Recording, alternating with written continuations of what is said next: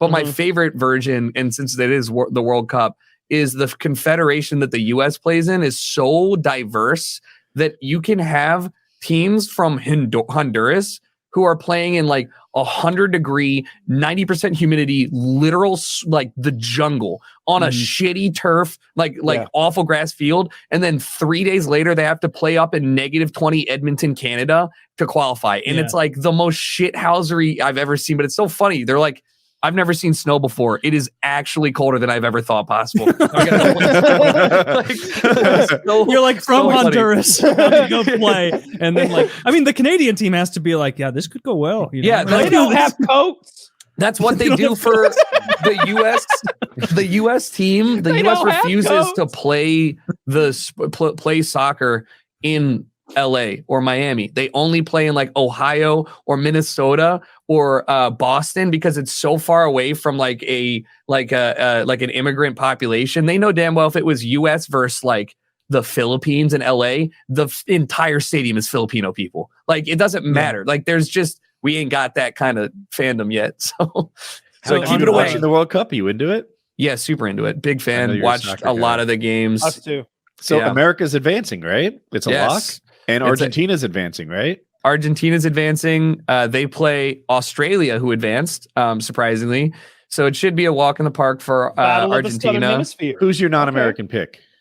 And I should say favorite, not pick. Like not prediction, but like who am I rooting for? Japan. I gotta root for Japan because they beat Spain, who is a longtime favorite, and they knocked out Germany. They beat Germany as well. And so these, Japan's been playing a lot of very interesting, fun soccer, and they've been like aggressive. I hate watching boring soccer. It's not fun. So you don't like soccer? Wait, you said you did. No, yeah. All right, who's your outside of America pick? Like your who's gonna win? Brazil probably. France is also fantastic. They have. I don't know why I specified outside of America prediction. Well, United States #1. We just gotta beat Netherlands and Argentina and probably France, but otherwise we're good. Yeah, no. The U.S. playing Netherlands, they have a really good chance of winning, better than they did for pretty much any other matchup. I don't think they will win, but they could, and that's cool. Is that their next game? Yeah. That's is it single elimination now? Single elimination. That's 10 a.m. Eastern on Saturday, so I'll be up at 6. To watch that. What if we tie? Are we out? No, tie goes to extra time and then penalties. So I think a dream outside of the U.S. winning in regulation, a dream and more realistic way of advancing is we go the entire 90 plus 120 minutes or whatever, and then win in penalties because anyone can win in penalties. Anybody can win. It's the World Cup. Germany, Italy didn't even make it, and they won a World Cup. The last World Cup. Italy didn't even make it? No, they didn't make back-to-back ones, and they won the Euros, which was essentially winning the light World Cup. So it's like, okay, Germany getting eliminated for the group stages. They won it 4 times, and they didn't even make it out. And then Belgium was the second best team according to ratings, and they didn't make it out of the group stage. So it's like, all right. Do you think anything bad happened to any of those Iranian players? I think the Iranian players are going to rightfully be scared because there were Iranian citizens getting shot for celebrating the fact that Iran lost. Yeah, that ain't some good stuff. Yeah. So I remember back in the day stories of Saddam Hussein, and I don't remember which sport that he picked. A lot of times dictators will have one. Their sport, but I do remember something about the players being thrown into a pool of acid. For losing. Well, and I don't mean the kind of pool of acid where they're like instantly boiled alive. I mean like a punishment. We're gonna burn you a little. I don't buy you wouldn't do that. He's just gonna magically find better soccer players out of the same country next year. Listen, you don't acid them to death, Taylor. You acid them the run, and they're listen. We're talking about Iran here. We're not talking about they're good. We're not talking about Qatar, all right? Qatar might actually kill every one of their players and nobody would know because I don't know any of their players and 9 of them play for the same Qatari team. They are the worst host nation in the world or ever in World Cup history. Thank God they scored a goal because they would be the worst ever in that regard. They're the first to never not win a game. It was just like they don't deserve to be on the field. However, the Iranian team, very good. The Iranian team has players that are internationally known. They are not a pushover. And I was saying they're 20th rated in the world. I've been saying for a while, like they're not bad. They were better than Wales. Just by comparison, I think we are technically 16th. I think that realistically we're closer to 14 if we're playing good, but it doesn't fucking matter because it's a World Cup. Anybody's going to lose. Morocco is like 50th and they won their group. Was it a big... I had in my head there was a big upset that we beat Iran, or was it not really? No, we should have beaten Iran. In my head, it was a huge victory, just knowing nothing. Just every time we beat another team in soccer, though, right? I'm like, it's great to watch Iran lose. England beat Iran 6-2. I woke up at 5 a.m. to watch that game and went to bed at halftime because they were up 4-0. I was like, fuck. Dude, I appreciate that kind of fandom so much. I think that's like, there was a few UFC cards ago. It was in where was it? Abu Dhabi? Dhabi, yeah. And I was like, same thing. Let's set my alarm. Fights kick off at a crack of 10:30 a.m. and they don't stop until 4 p.m. See, that's way different. I don't mind that, but the games start at 2 a.m. During the group stages here. I didn't watch any 2 a.m. games, but like it is pretty rough to think to your East Coast is way better. It started at 5 a.m. I guess, and then it ends at 5 p.m. So I'm just glad we're now moving past that. It's 7 a.m. and 7 a.m. and 11 a.m. games now for me. Yeah, 2 a.m., 3 a.m. That's obviously doesn't work for anybody. But I honestly didn't mind starting the card off with like coffee and scrambled eggs. Right? Yeah, that's me in football. Every Sunday is 10 a.m. Usually I've got my my gross popcorn and I'm watching it with that. But I was like, yeah, we're going to start breakfast off with some blood and guts. And sure enough, like they do such a good job. Anybody who wants to get into the UFC, but you think it's horse shit that you've got to pay so goddamn much for it, you're absolutely right. Just don't pay. The first of all, don't pay. But you can get even the free fights, the early prelims. The people on the early prelims are warriors. All right, they got stuff to prove. Not that everybody doesn't, but I would bet you good money that a substantial number of the people on the early prelims, if they win their fight that night, they're breaking even or losing money still on what the preparation, travel, and everything took to get them to the show and give them that shot of being the next insert name here, right? Like they're it's all or nothing for these guys. So when they go out there, they're fucking there's no draws, there's no hugs outs. No, they're fucking dogs. They get in there and they go, and you see some real violent, crazy KOs because these guys don't have anything to lose. They've got everything to gain. So they're coming across that mat ready to kill. They get over there and they start throwing it right away. And I agree with Kyle. What makes a fight interesting are the stakes and how aggressive the fighters are. Those are the things I really like. And the stakes can mean a championship belt. That means a lot to me. But the stakes can also mean this is my debut and I'm trying to make some noise here. Or shit, I've just lost 2 fights. If I lose 3, I'm about to get cut. Like those stakes can make a fight just as interesting as a title fight. And oftentimes there's that fight where it's like, this is it. You win this one, you're in that GOAT conversation now. You win this one, you've got Usman has had one. He lost it. He was about to have the most title defenses in UFC history. Knock the fuck out. That was your moment, dude. You were about to be in the top 4 for the GOAT conveation. Way ahead on the scorecards, too. Way ahead on the scorecards. All you had to do was do this instead of that. That's literally it. Yeah. I was about Easy to say sitting here. I would have just gone totally defense. No, Woody, you would have done whatever your opponent wanted you to. You have no, you don't belong in there at all. I'm imagining me in his body with his brain. Don't you understand? And my foresight. My hindsight. Your hindsight, yeah. I'm quite the super being when I put myself together like that. Yeah. About the World Cup. Yeah. I want, because Tucker, I know you're a soccer expert. Mm-hmm. Our audience knows I've always given a fair shake to soccer. I've never come down on him too hard every time. Never. Right. Never. And I want to know, what is the explanation for flopping? What is the soccer rationale for it? Yeah. Okay, as a player of the sport, as an enjoyer and competitor for a while, not for 10 years, all right? I hated it, and I still do, because it doesn't matter in basketball or literally any sport. I hate the idea of gamesmanship in the way that you're going to fall down in an area where you shouldn't. If you get crushed and it's a foul, great. Like, that's fine. I have no problem with people intentionally fouling or whatever, but I hate the gamesmanship. And for whatever reason, it is now baked into the idea of a lot of teams culturally that is how you're supposed to play in order to gain the affection of the ref or whatever. Like, get them to say, like, hey man, if it hurts so bad, or if it did, if you actually got fouled, why didn't you go down? Because that's like a real thing.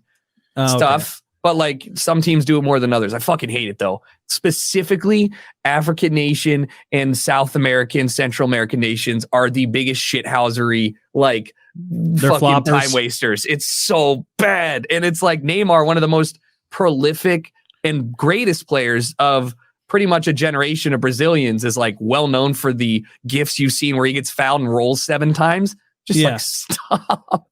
But like, no excuse. I don't know. Like, I'm not going to defend that. It's frustrating. And I hate anything that takes away from people just playing the game. Yeah. I like your explanation. Like, why don't enforce what? Because look at the instant replay. And for example, now they have instant replay. It's called VAR, but they can't. It's not really. It's to review the severity of a penalty, and oftentimes say, hey, whoa, this was a scoring opportunity and a severe penalty. Let's make sure we didn't miss something. It's not really like hey, we were way too harsh on you. Let's walk it back here. Mm-hmm. So the penalties that are causing this are not often.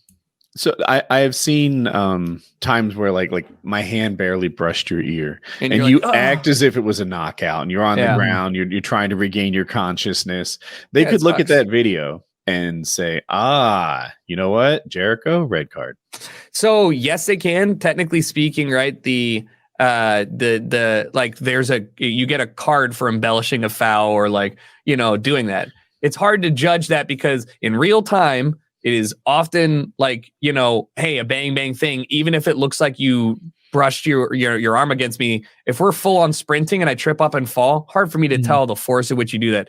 If you want to go back and review all that, it breaks the flow of the game. The one good thing about soccer, it's fucking 45 minutes nonstop. No commercials, like whatever. The more times that you take away from that, the worse the game goes because it's supposed to flow in general from start to finish. And there should be a clear like flow of like tide of momentum and stuff like that. But not really like football. Don't they frequently stop the game and give those cards? But that takes the longest amount of time that is spent is frequently when somebody is injured and they're waiting to ham it up. And then they use, that's a dual-edged thing. It's kind of, since there's no timeouts, especially in a hotter game, you maybe get a cramp or something. A lot of the time the players go down, they're like, I'm cramping. You can't tell people to stop cramping, even if they're hamming it up, How many flops would you say there are a game? Since if a African nation team is up by 1 goal in a knockout game of World Cup, the last 20 minutes, I've said this before, the last 20 minutes don't even get played. Like, okay, so here's my point then. You made the argument that flopping allows the game to you made the point that if we were to stop and look at these with instant replay, right, it would allow the game to we'd slow this game down. Mm-hmm. And we need this flow. But you just told me that flopping is so prevalent that it stops the game. If we had an instant replay, there would be almost no flopping. But then you become yes and no. I think that it would stop a lot of the stuff, but then you end up becoming, hey, Mr. Referee, I need you to be the judge and executioner to what potentially isn't a medical situation. It like doesn't in the NFL. Right. But the NFL, the NFL there's built-in breaks, right? So let's say a player goes down like, I'm hurt, right? Most of the time they're not fucking faking. I think I saw a player actually go down in the Green Bay game to like bait for time or something like that. I've seen that, yeah. Right. Like, that's hard to do because cameras everywhere. We have no shame in taking 40 minutes to review a call in the NFL. Like, that's not a problem. We do have a problem in soccer. So, right, you know what I mean? But like, they're changing it specifically for this World Cup. They've done a good job adding the time necessary at the end of the game. We've had plus like 15 minutes at the end of a half. That's insane. But it sounds like the worst case scenario is occasionally someone gets penalized for being dehydrated.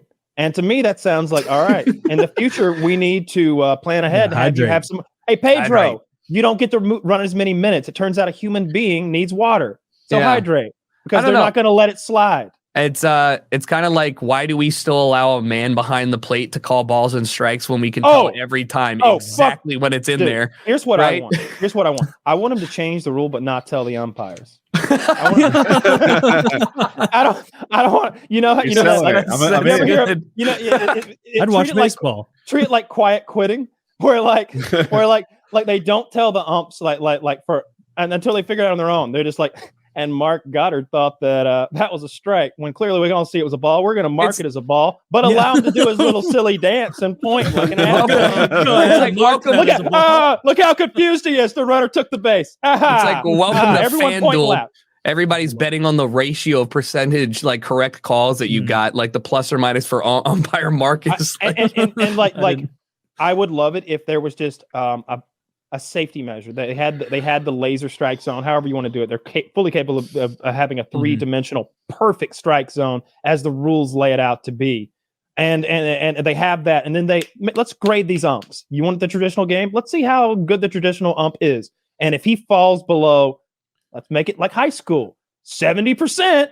Uh-oh. Guess what, you old fat fuck who probably couldn't play ball in the 50s either? You're done. You're fucking done. The refs aren't that bad, or the umpires? They're awful. They're awful. They're not right awful. 95% of the time?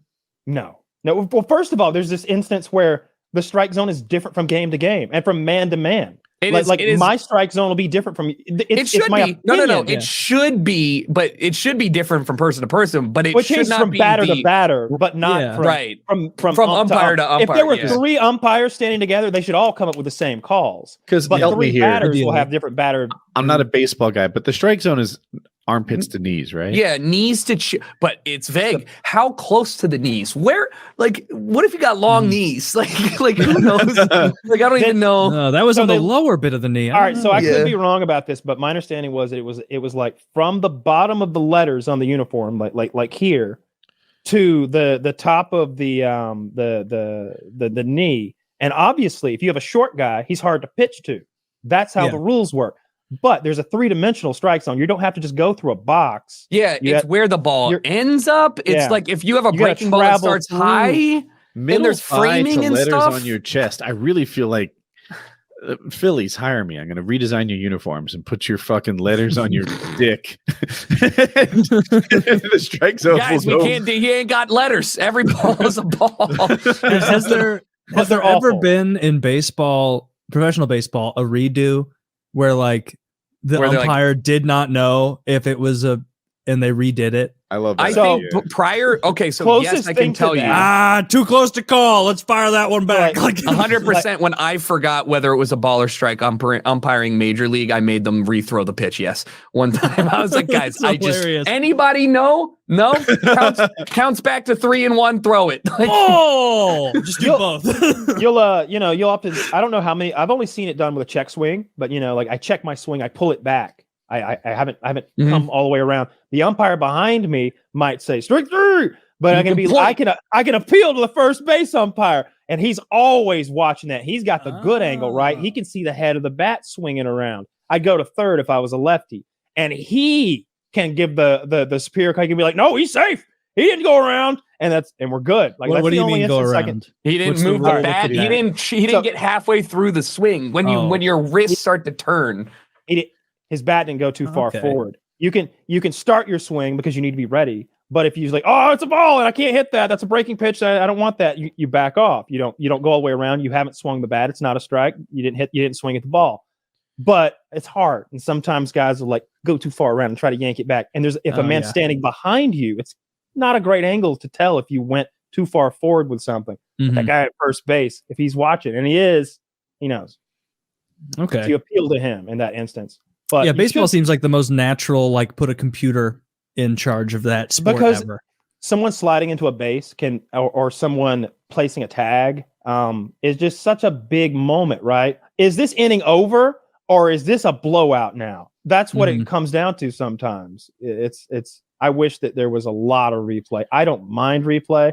I don't mind it slowing games down. I want to see the bang bang play. We already get to see if there is a if I have been able to, from my seat, tell whether it's a safe or an out without for the past 5 years, then I know damn well you can do it at home. And what's frustrating is not even I don't think you need to put sensors in the ball. I think that will change the way the ball plays, whatever. Right. No, but I know for a fact we have a better way of figuring out if that ball crossed the line of like the goal line in football. Oh, absolutely. You tell me there's literally no way we can get more cameras involved. Like, why is all of them like IR? Have you watched?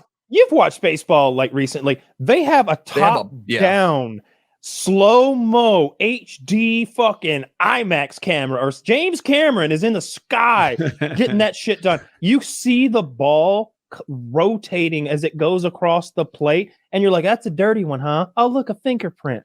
Yeah. They can tell balls and strikes, and they can do it lickety-split. Better than that old cocksucker who's collecting a check. Yeah. It's just for the sport, love of the game. I hate umpires. I just want them to be, I just want it to be right. I don't want there to be inconsistency. Like, whatever. There's right always going to be inconsistent. I mean, like, what would you need umpires for still if they made computers for like the pitch? You'd still need it. You wouldn't need it for like safe or out, right? You got grown men out there, playing against each other in a sport. They're keeping the peace. And they're like keeping the game moving, and as it goes, they're handling the timeouts, and even baseball fights where they're still making the calls. They're just getting corrected. I don't think they should be calling strikes and balls. They should still be back there. I think probably, if I'm being honest, like doing their thing. But when they're wrong, it goes bing. Oh man, I'm looking dumb. Shit. Yeah. Like, imagine that if he had to stand out there and get corrected all night. That was the umpire paddler, and then they he's got to get beat. Punish him. Yeah, like he shouldn't get paid if he can't hit 70%. Like, for real, that would be funny. Taylor's idea is better. Paddling. Yeah, paddling. And you have whoever the fucking mascot of the stadium is. Yeah. You have the Phillies fanatic mascot paddle the umpire for getting bad and calls. The Phillies fanatic is taking chase. Oh, look at Bob run. Yeah, look at Bob. Not so good, are they? He's 81. He played catcher for the Orioles all through the 80s, blew those knees out, and the fanatic is making quick work of him. Suddenly, baseball would be the best looks sport. Like John Cena. Baseball would be the best sport in the world to be like super into. For it to be like your sport, because it is nonstop data. Yeah, good point. And content. Like, imagine being a big baseball fan. He's like, I love the Cardinals. You get to watch 160 games, and they're all 4 hours. And they're all 4. I said this. Yeah. Baseball is the perfect sport for everybody who works a job in the where most of it is like staring at a parking lot. You're loving baseball season. I mean, there's just people talk. It's like it's sports podcasting. Just like literally halfway through, they're like, and the 3-2 pitch, it's a foul. Yeah. 7 minutes into this at bat, I'm gonna get a turkey dog. I've never had one before. What do you think about that, John? He's like, I went to Philly in '96. Well, I'm gonna be honest, Steve. I'm drunk. You're so right. I just realized when I think back about like loving baseball, I'm thinking about those summers growing up, listening to it on the radio, like all through the evening while we were working or like hunting or like doing something in between. Mm-hmm. And it is like that. They call the game, but they're also just like, I don't know about that guy. Yeah, look at that fella in the stands there. Is that a banana? No, it's Big Bird. He's dressed as Big Bird. Oh, and look, Marquise Grissom's going over to give him a handshake. Yeah, what a good guy. Marquise is doing some charity work down in the Dominican Republic in the off season. Oh, really? Yeah. For one-handed children, it's a terrible thing down there. The cocoa farming. Chop the hands right off. Yeah, they do. Yeah, in fairness, they suck at getting rubber out of trees. 3-2 pitch. Back to the game of baseball. Actually, the game's been going while we've been talking. We figured you wouldn't mind if we just kept. It's been. Yeah.